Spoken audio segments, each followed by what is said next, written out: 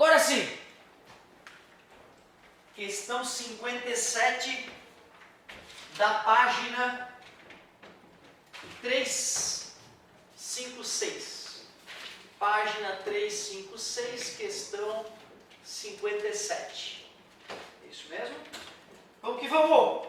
Uma carga Q de 1 microcoulomb de 0,5 gramas de massa colocada num campo elétrico uniforme de intensidade E sobe com aceleração de 2 metros por segundo ao quadrado.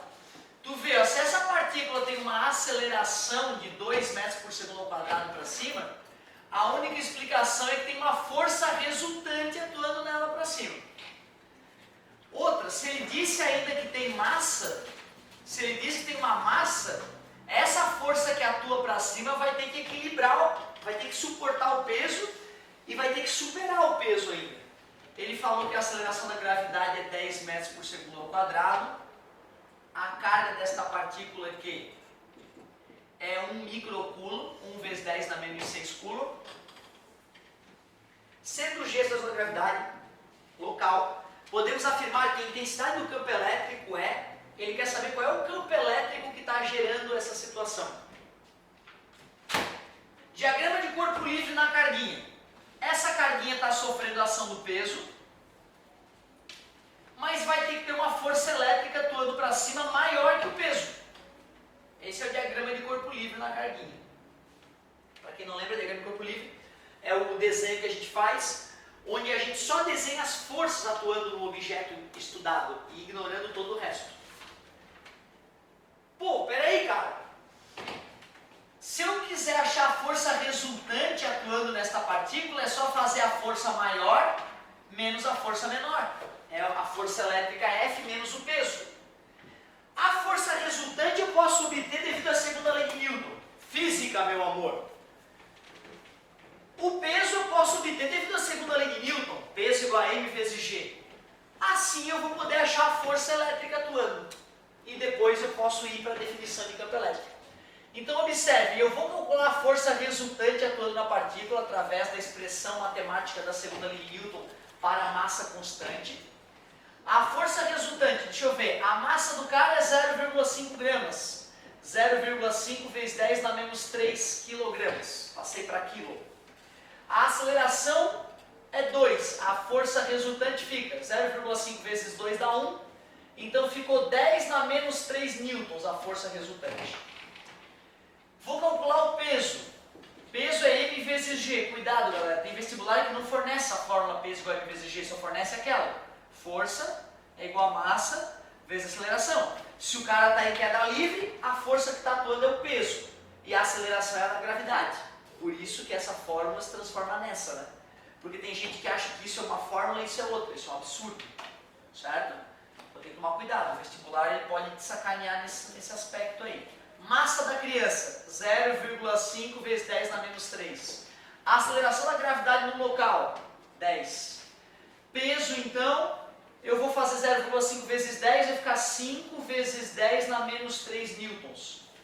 Agora que eu descobri a força resultante, que é 10 na menos 3, e descobri o peso, que é 5 vezes 10 na menos 3, menos passa mais, né?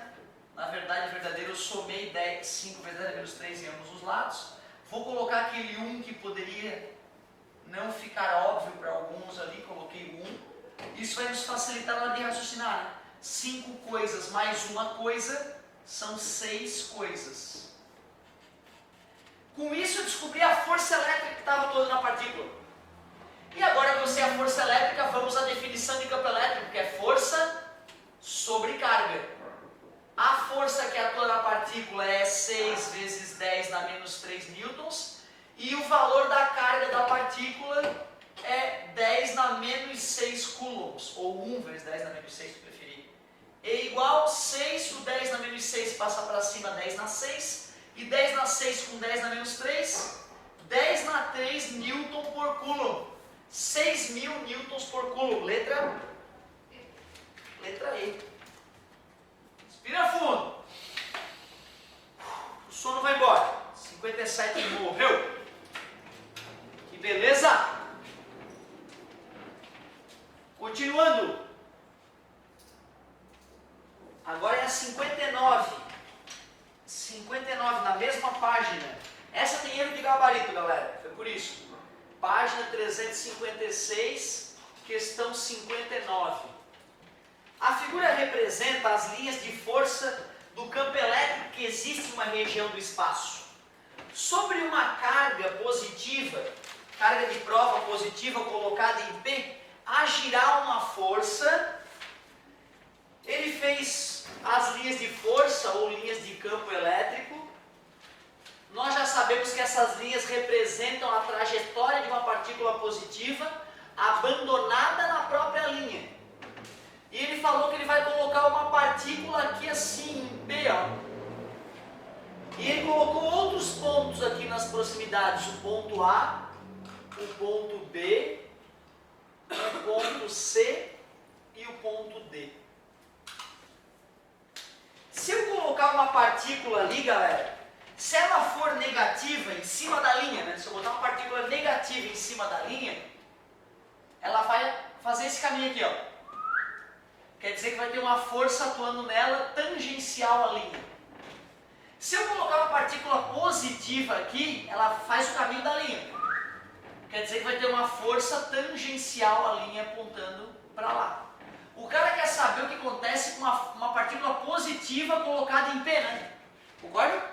Ela vai fazer um movimento muito parecido com o das linhas que já estão desenhadas ali. Ela vai fazer esse caminho aqui, ó. Para ela fazer esse caminho, a única explicação é que o vetor velocidade é tangente à trajetória. Então a força também é tangente à trajetória. A força elétrica tem que apontar na direção do ponto B. E o gabarito diz outra coisa, né? Que é um absurdo. Então B, dirigida para B. Letra B. Agora tu imagina se tu tivesse ficado meia hora filosofando nessa questão. Não vale a pena, saca? Então tu tentou uma vez, quebrou a cara, olha o gabarito, que estranho. Tenta de novo, 5 minutos, pô, não tá fechando, isso aqui tá muito estranho. Não fica estudando uma hora lá em cima, porque tu pode perder essa hora de estudo, pode ser um erro de gabarito, como aconteceu agora. Eu fiquei muito revoltado no meu terceirão com isso, cara. Eu perdi muitas horas de estudo por causa de erro de gabarito. 66. Vamos para a questão 66. Estou começando a aquecer agora. URGS, trilegal. Página 357. 66. 3 cargas elétricas iguais, mais que, estão localizadas em diferentes pontos de uma circunferência conforme representado na figura.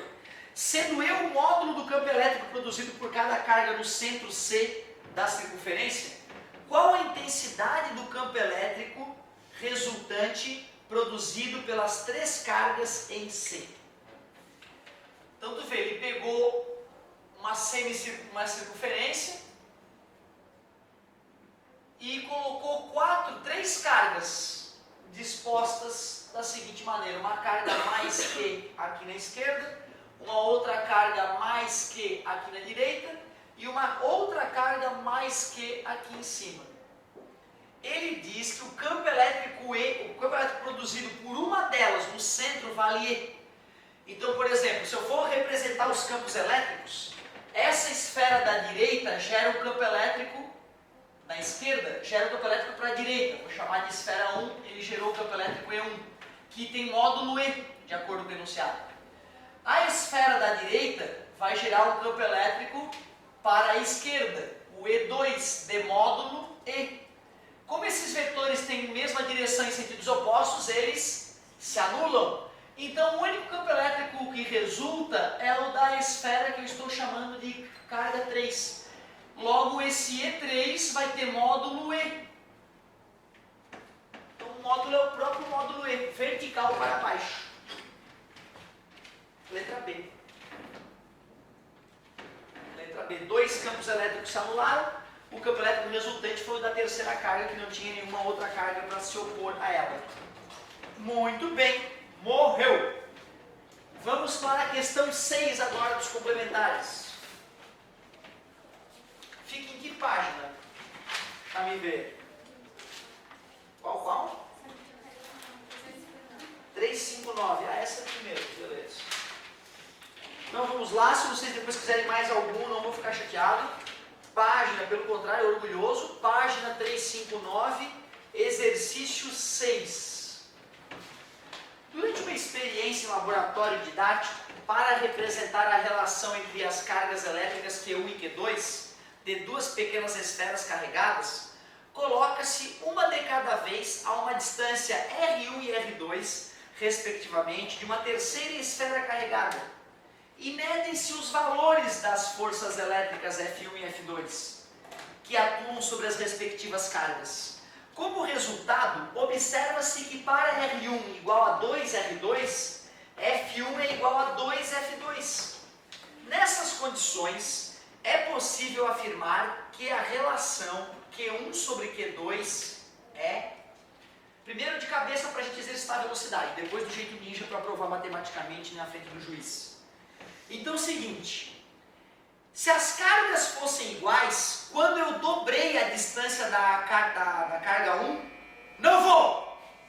Quando eu dobrei a distância, a força deveria ter caído 4 vezes. E a força não caiu 4 vezes, pelo contrário, a força dobrou. Caramba! Se eu tivesse mantido a distância igual e quisesse que a força dobrasse, a carga teria que ser o dobro. Porque carga é diretamente proporcional. Mas como a distância dobrou e a força tenderia a cair 4 vezes, eu vou ter que quadruplicar a carga para poder manter a força igual e depois vou duplicar a carga para poder dobrar a força. Então, intuitivamente, 8 vezes maior. A carga Q1 tem que ter um valor 8 vezes maior que a carga Q2. Logo, Q1 sobre Q2 é 8. Mas tu tem que saber provar matematicamente isso. Temos mais uma aula daqui a pouco, né? Não chegou ninguém, não tem problema. Então vamos lá. Então olha só, pela lei de Coulomb, a primeira situação, a fórmula ficaria K vezes carga 1 vezes carga 3 dividido pela distância ao quadrado, que ele chamou de R1 ao quadrado. Essa é a fórmula que permitiria calcular a força que a carga 1 sofre da carga 3, ou vice-versa. Ele chamou de F1, né? Qual é a nova situação? A força F2. A força F2 é K vezes módulo da carga 2 vezes módulo da carga 3, que é a terceira carga que ele fala, dividido pela distância entre elas ao quadrado. Porém, no enunciado ele garante que F1 é o dobro de F2, não é isso? 2 vezes F2, e que R1 é o dobro de R2. Eu posso substituir o R1 então por 2R2, tudo bem? Tudo ao quadrado. Então a força F1 ficaria K vezes Q1 vezes Q3 dividido por 4R2 ao quadrado. Isso, já usei isso aqui então, substituir ali. Agora eu vou substituir as duas relações matemáticas que eu obtive aqui, ó. Quem é a força F1? K vezes Q1 vezes Q3 dividido por 4R2 ao quadrado. Quem é a força 2? 2 vezes. Quem é a força 2? K vezes Q2 vezes Q3 dividido por R2 ao quadrado. Divido ambos os denominadores por R2 ao quadrado. Divido ambos os denominadores por K, numeradores por K e Q3. E agora virou matemática básica. Vou pegar o Q2 que está multiplicando e vou passar dividindo. Q1 sobre Q2. Vou pegar o 4 dividindo e vou passar multiplicando. E 2 vezes 4 matemática profunda, 8. Provamos matematicamente. Eu apostaria a minha vida nessa resposta, feita dessa maneira. Quando a gente fez da boca para fora, eu estava todo cabreiro. Agora já estou mais feliz. Muito obrigado pela paciência, pela atenção. Daqui a pouco estamos de volta. Muito obrigado pelas perguntas, hein, galera? Show de bola. A galera que exercitou, tenho certeza que aproveitou a aula. Valeu!